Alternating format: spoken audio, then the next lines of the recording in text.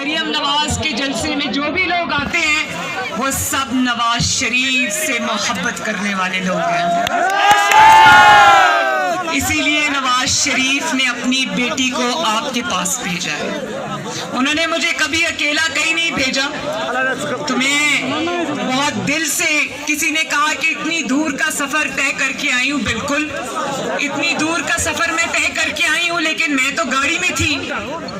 मेरे साथ इन दुश्वार गुजार और खतरनाक रास्तों पर मुस्लिम लीग नून के ये नौजवान मोटरसाइकिल्स पे थे और मैं पूरा रास्ता ये दुआ करती आई, उन पर पढ़ पढ़ के फूंकती आई कि पता नहीं कौन माओ के बच्चे, अल्लाह ताला इनकी हिफाजत करे। आमीन।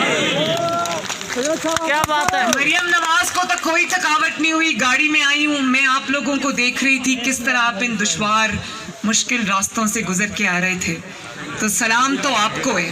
और कल मैंने 14 घंटे मुसलसल आपकी कैंपेन चलाई है अल्हम्दुलिल्लाह, और 10:30 11 बजे मैं जब होटल में दाखिल हुई तो कई 100 बच्चों का, नौजवानों का इज्तिमा मुझे होटल के दरवाजे तक छोड़ के गया। तो मुझे बताओ, जिसको इतनी मोहब्बतें मिलती हों। मुझे लोगों ने कहा आप मैं अंदर आई, उन्होंने कहा आज 14-15 घंटे बाद आप होटल वापस आई हैं तो थकावट तो हो गई होगी। मैंने कहा बिल्कुल भी नहीं, जिसको इतनी मोहब्बतें शफकतें मिल रही हैं उसको क्या थकावट होगी। और अभी मैं पिछले जलसे में भी बता कर आई हूँ, यहाँ भी बताना चाहती हूँ, क्योंकि बल्कि तुम सबको पीछे कर रहे हो, खुद तुम आवाम के और मेरे दरमियान में खड़े हो, जरा पीछे हो जाओ ना, लोगों को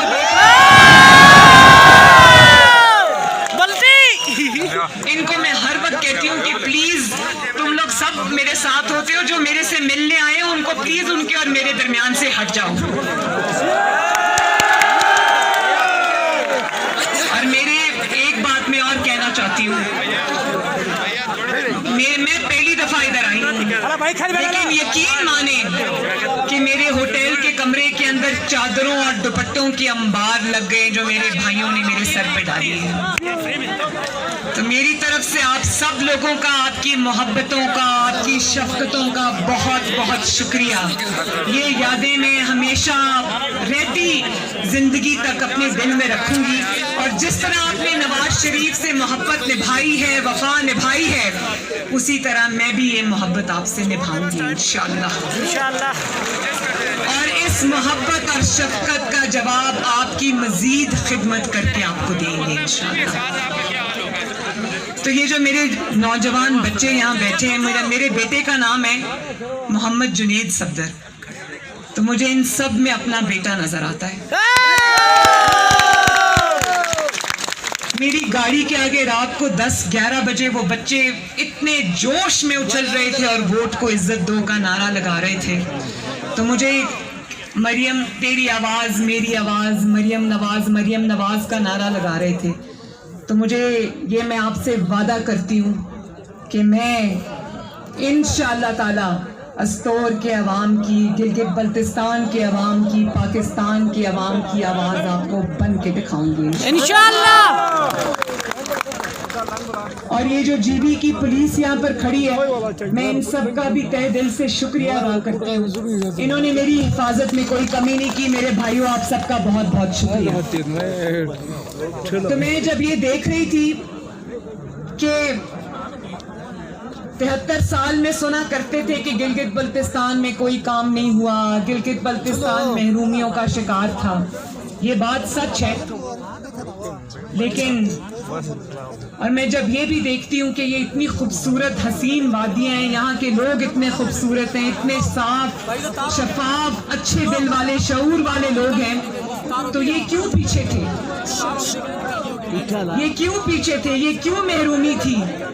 तो मुझे ये बताया गया, जब मैंने इस धरती पे पांव रखा तो एयरपोर्ट से लेके सड़क से लेके हॉस्पिटल के इमारतें, हॉस्पिटल की इमारतों से लेकर जो आपके कॉलेजेस और यूनिवर्सिटीज के कैंपस हैं, मुझे बताया गया कि ये पिछले 5 सालों में नवाज शरीफ ने ये खिदमत की है गिलगित बल्तिस्तान के अवाम की। और मैं बहुत, हम खुशकिस्मत हैं, आप लोग भी खुशकिस्मत हैं, मुस्लिम लीग नून भी खुशकिस्मत है कि आपको शहबाज शरीफ जैसा वजीर आला मिला जिसका नाम है हाफिज हफीजुर रहमान साहब। अगर सही मायनों में कोई खिदमत में, मेहनत में शहबाज शरीफ साहब के नक्शे कदम पे चला है तो उसका नाम है हाफिज हफीजुर रहमान साहब।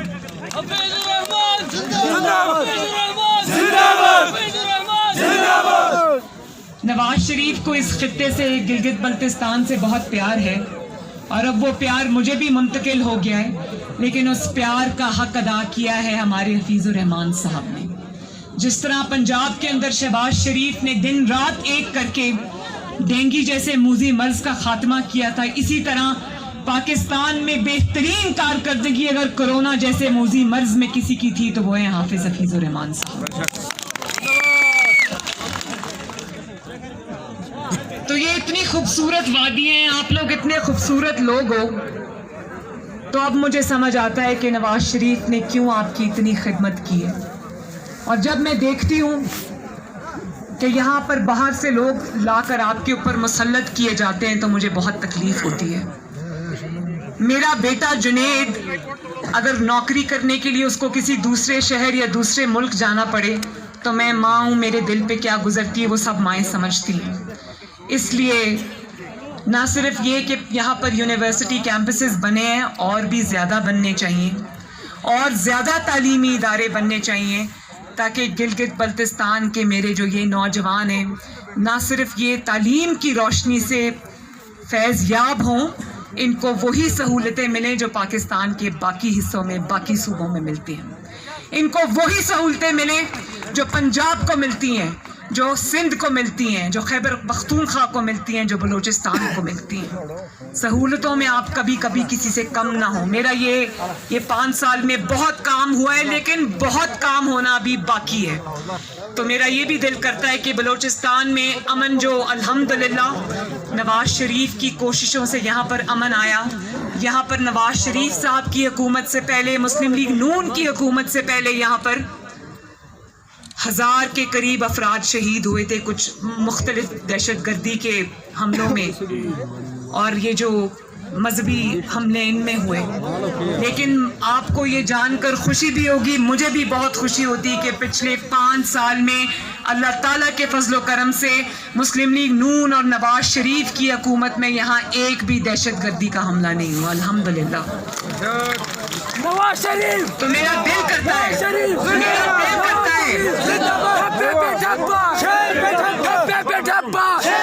मेरा दिल करता है कि आपको, मेरे नौजवानों, आपको यूनिवर्सिटीज भी मिले, तालीम के मौके भी मिले, फ्री लैपटॉप्स भी मिले, आपको 4G भी मिले ताकि आप आगे बढ़ सको। और ये जो भाषा डैम बन रहा है और ये जो यहाँ पर सियाहत आ रही है, इस सब में गिलगित बल्तिस्तान के अंदर जो भी नौकरियाँ जनरेट हों उसमें सबसे बड़ा हिस्सा गिलगित बल्तिस्तान के नौजवानों का होना चाहिए।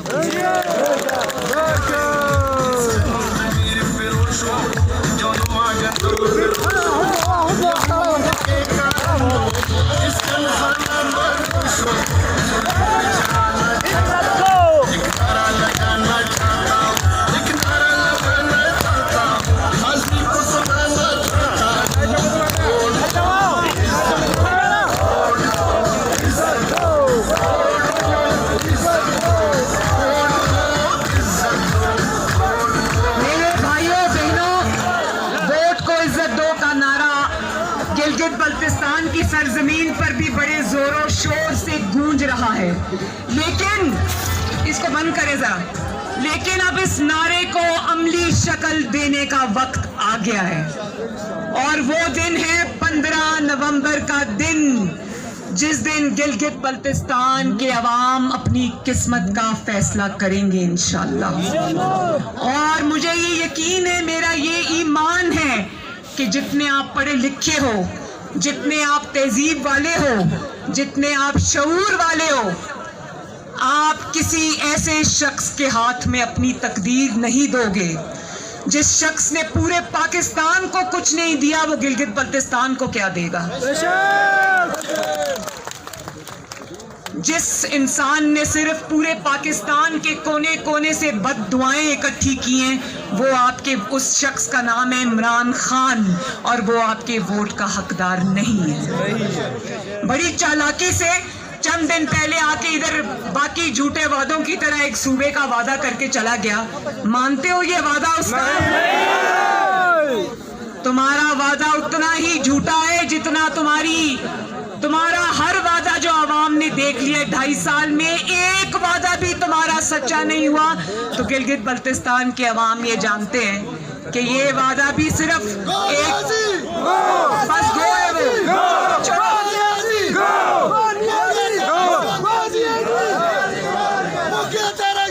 बस ना सिर्फ ये कि जाती हुई डगमगाती हुकूमत को वोट नहीं देना, बल्कि जो लोग आपकी जमात को छोड़ के चले गए, जो जरा सा भी दबाव बर्दाश्त नहीं कर सके, जो आपके वोट की पर्ची जो आपने शेर को दी थी, दबाव बर्दाश्त ना करते हुए वो जाके किसी और की झोली में बैठ गए, तो मेरे अस्तोर के बहन भाइयों मुझे बताओ, क्या वो आपके वोट के हकदार हैं? नहीं। लोटों की जगह कहाँ होती है? वॉशरूम में। कहाँ होती है? वॉशरूम में। जरा और ऊंची बताओ। वॉशरूम में। सवाल सुन लो पहले, लोटों की जगह कहाँ होती है? वॉशरूम में। लोटों की जगह बाथरूम्स में होती है। लोटों की जगह आपके वोट के डिब्बों में नहीं होती। जो इंसान अपनी इज्जत के लिए और दबाव में खड़ा ना रह सके, वो आपके लिए क्या खड़ा होगा कभी? तो मेरे भाइयों बहनों, 15 नवंबर को शेरों की तरह निकलना, और मुझे उम्मीद है कि मेरे जितने नौजवान यहाँ बैठे, और ये भी एक फिनोमिना है, ये भी एक तब्दीली आई है न सिर्फ पाकिस्तान में बल्कि पाकिस्तान मुस्लिम लीग नून के अंदर, कि अब जमात की जो पहली सफ़े है ना कारकुनों की, उसमें 90% अब मुझे नौजवान नजर आते हैं।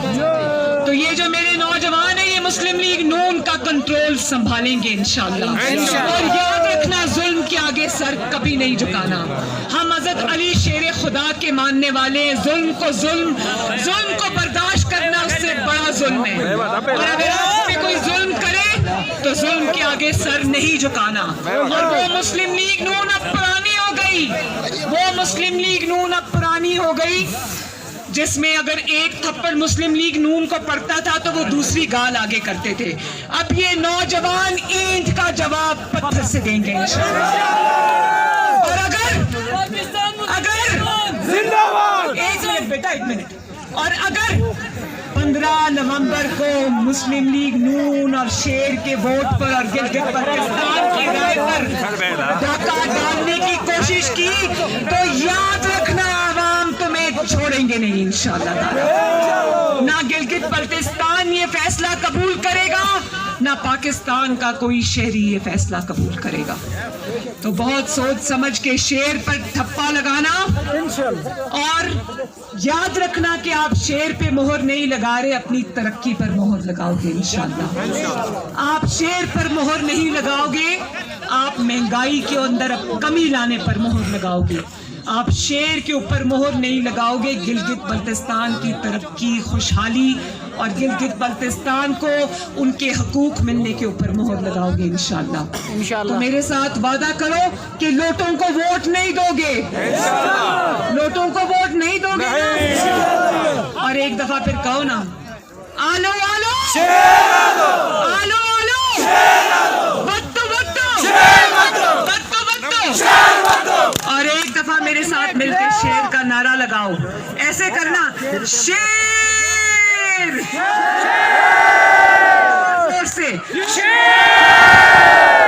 तो इंशाअल्लाह 15 को इंशाअल्लाह पूरे गिलगित बल्तिस्तान में शेर की धाड़ गूंजेगी इंशाअल्लाह।